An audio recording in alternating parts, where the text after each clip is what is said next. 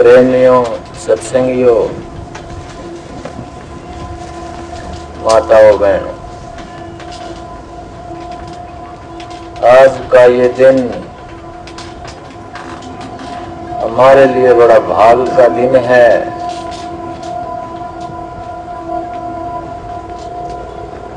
आज के दिन ही सन 1861 में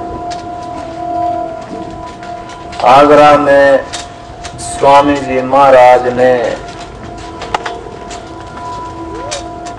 राधा स्वामी सत्संग की नींव रखी थी। यहाँ का जो ये सत्संग है, ये राधा स्वामी सत्संग तारा धाम कुरुक्षेत्र का जो सत्संग है, इसकी शुरुआत भी बसंत पंचमी के दिन ही की गई थी। इसको आज 7 साल पूरे होने को जा रहे हैं। सत्संगियों, प्रेमियों,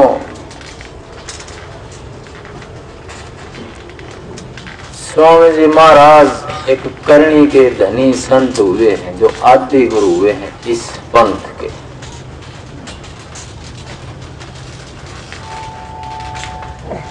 क्योंकि कैसी किसी मकान की, किसी भवन की, किसी महल की नींव कैसी है, उसकी नींव कितनी मजबूत है, वो भवन, वो घर, वो महल उतना है चिरस्थायी और सबल होगा, उतना ही मजबूत होगा, उसका जीवन उतना ही लंबा होगा। तो राधा स्वामी सत्संग की नींव एक ऐसे पुरुष के द्वारा रखी हुई है सत्संगियों, जिसकी रहनी के बारे में आप सुन लो तो बड़े अचरज की बात है।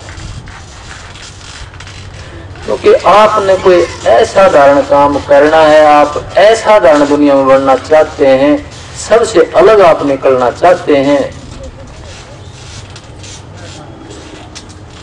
एक व्यापारी सोचता है कि मैं सबसे अलग हो जाऊं, सबसे ज्यादा, सबसे ऊंचा, सबसे बड़ा व्यापारी बनूं।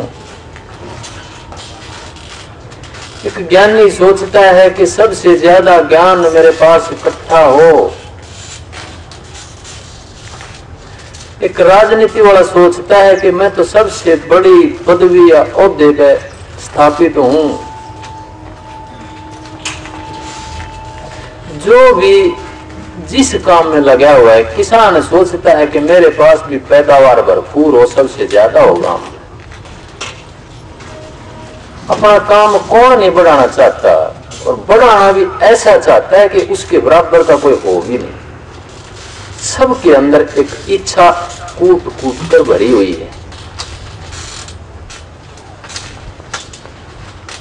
क्योंकि वो जो भंडार, वो आत्मिक, वो परमात्मा का जो भंडार है, वो परम सुख का भंडार है। उस परम सुख की तलाश में ये मन भी भटकता घूमता है, भटकता फिरता है। लेकिन असली सुख की बजाय सांसारिक सुख में भटक करके अपना रास्ता भूल जाता है।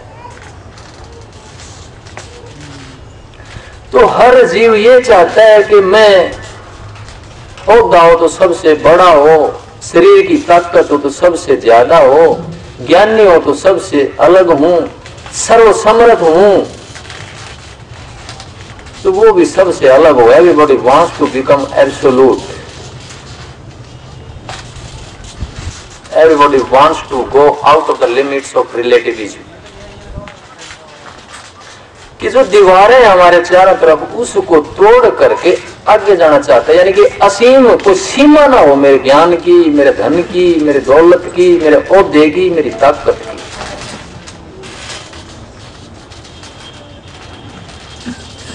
आदमी बढ़ना चाहता है असीम, असीम की तरफ जाना चाहता है, एब्सोल्यूट की तरफ जाना चाहता है, सर्व समर्थ की तरफ जाना चाहता है।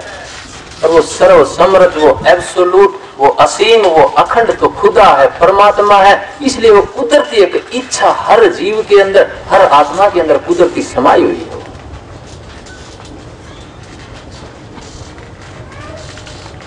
अब आप सबसे न्यारा भी बनना चाहते हैं, सबसे अलग भी बनना चाहते हैं, लेकिन सबसे अलग कर कुछ नहीं रहे। अगर सबसे अलग बनना है तो करना भी सबसे अलग ही होगा, तभी ये चीज संभव है, वरना ये चीज संभव नहीं है। सारी दीवारें, हम तो छोटी छोटी दीवारें बांध करके खड़े हो जाते हैं कि मेरा बेटा है, ये पड़ोसी का बेटा है, ये मैं हिंदू हूं, ये मुसलमान है, मैं ब्राह्मण हूं, ये शूद्र है। बनना चाहते हैं असीम, बनना चाहते हैं अपरिमित, बनना चाहते हैं अखंड, जो कभी भी खंडित ना हो सके, जो कभी भी ना गिर सके, जो कभी भी टूट सके, और उलझ जाते हैं छोटी छोटी दीवारों में, बाउंड्रीज में। इन बाउंड्रीज को नहीं तोड़ा गया तो असीम और अपरिमित की तरफ जाने का केवल एक सपना रह जाएगा। वो प्रैक्टिकल रूप में हमने वो चीज, व्यवहारिक सतर पर वो चीज हमने उतारी नहीं है, तो कैसे आप सबसे अलग बन जाएंगे? क्या संभव है? नहीं, संभव नहीं है। दिल को खोल कर चलना होगा, दिल की दीवारों को, मन की दीवारों को ध्वस्त करना होगा। जाति पाति धर्म संप्रदाय की दीवारों को तोड़ना होगा, और वो तोड़ सकता है केवल प्यार। प्यार और भक्ति में इतनी ताकत है कि वो देखता नहीं ये खून हिंदू का है, मुसलमान का है, वो देखता नहीं ये गरीब है, अमीर है, जिसके ऊपर प्यार आ जाता है, मन आ जाता है कि इसकी मदद करनी है तो वो करता है, वो हटता नहीं, चाहे हिंदू है, चाहे मुसलमान है, चाहे ईसाई है, चाहे सिख है।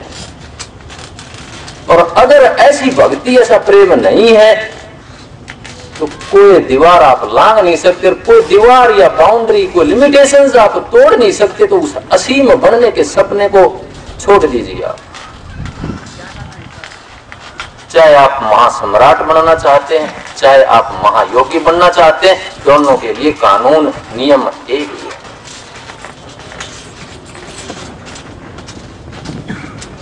तो स्वामी जी महाराज आदि गुरु हुए हैं, उन्होंने नींव ही इतनी मजबूत डाल दी कि जब तक ये सृष्टि रहेगी, ये पंथ, क्योंकि रास्ता, ये कथा नहीं है, ये कथाएं नहीं, भागवत कथा बोलते हैं, रास्ता कोई नहीं है, तो कोई रास्ता नहीं मिल सकता। कोई रास्ता बताता है कि यहाँ ये चीज है, ये शब्द है, ये प्रकाश है, ये मंजिल है, तब सूरत शब्द योग या कबीर योग भी कह सकते हो इसको, नानक योग भी कह सकते हो आपको,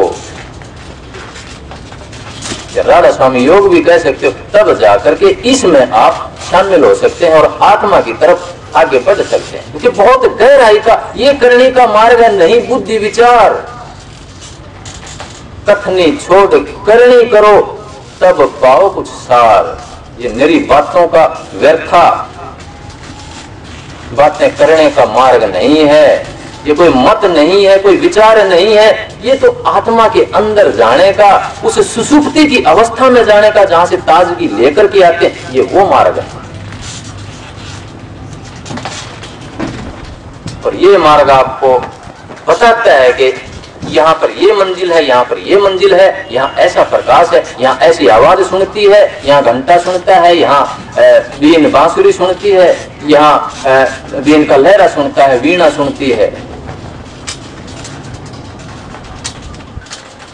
तो ये करने का मार्ग है, अभ्यास का मार्ग है, प्रेम का मार्ग है, और प्रेम और भक्ति के बगैर अंतर में घुसना संभव भी नहीं है, क्योंकि प्रेम ही आपकी दीवारों को ध्वस्त कर सकता है, आपकी दीवारों को, सीमाओं को तोड़ सकता है, बाकी किसी चीज के बस की बात नहीं है।